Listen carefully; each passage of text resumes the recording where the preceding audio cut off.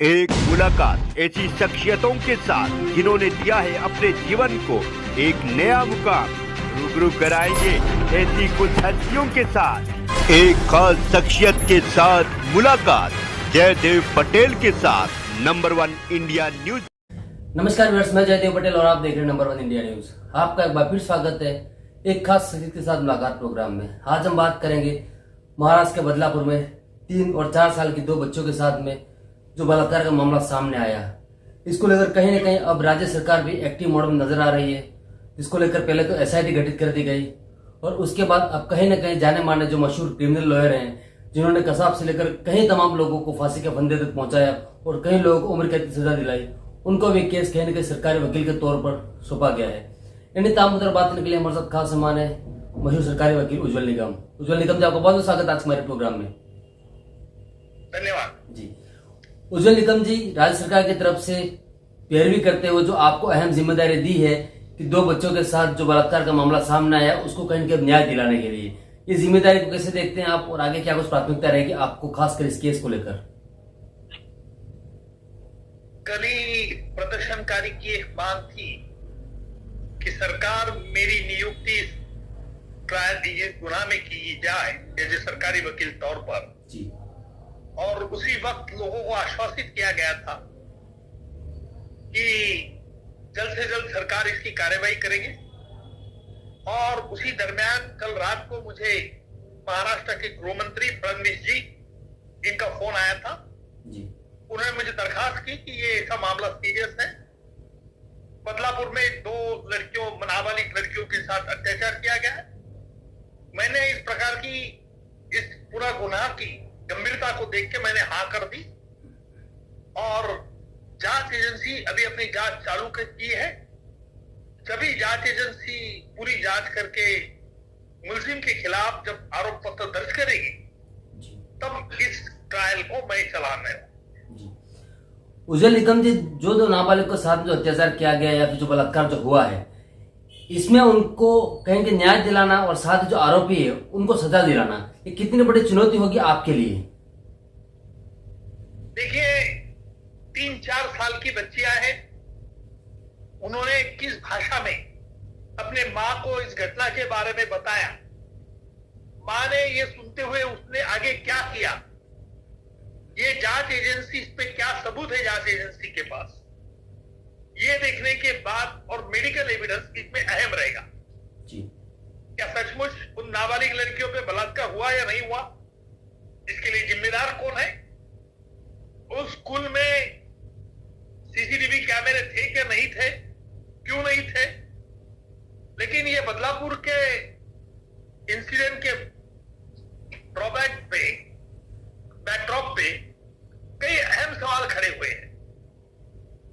मैं चाहता हूं कि पूरी देश में हर स्कूल में सीसीटीवी कैमरा है कि नहीं, और जो नाबालिग बच्चों को जब वॉशरूम में लिया जाता है तो फीमेल स्टाफ एस्कॉर्ट करता है कि नहीं। अगर नहीं करता है और सीसीटीवी कैमरे खराब है, इलेक्ट्रिक पावर नहीं थी, इस प्रकार का बचाव भी नहीं लेना चाहिए। इसलिए पोक्सो कानून के अंतर्गत संशोधन होना जरूरी है। और मुझे लगता है कि अगर कोई लापरवाही से ये जो प्रिकॉशनरी मेजर अडॉप्ट नहीं करते हैं जी, उनको भी क्रिमिनल लायबिलिटी के अंतर्गत पोक्सो में लाना चाहिए, ऐसा मैं स्पष्ट रूप से कहता हूं। और इसलिए हमें कानून में सुधारणा लानी चाहिए जी। उज्जवल निगम जी, आपका एक लंबा एक अनुभव रहा है कसाब से लेकर गुलशन गौर कांड को लेकर के, या तमाम ऐसे कई कांड जो घटनाएं हैं जिसको लेकर आपने सरकारी तरफ से पैरवी भी की है और कहीं न कहीं उनको एक अंतिम तरीके से देखा जाए तो न्याय दिलाने की कोशिश भी की और जो आरोपी है उनको सजा दिलाने का काम आपने किया है। ऐसे में आपका अभी तक का जो एक्सपीरियंस है वो बदलापुर केसेस में कितना आपको बेनिफिशियल साबित होगा आपके लिहाज से? देखिए, मैंने ऐसे कई बच्चों के अत्याचार के ट्रायल चलाए, टेररिस्ट के खिलाफ चलाए, बॉम्ब ब्लास्ट के चलाए, जो मैंने आज अनुभव पाया है, मैं ये जरूर कहूंगा कि ये ट्रायल मेरे लिए एक बहुत चुनौती होगी, क्योंकि यहां बड़ा सबूत, वो बच्चों का बयान, और इतना ही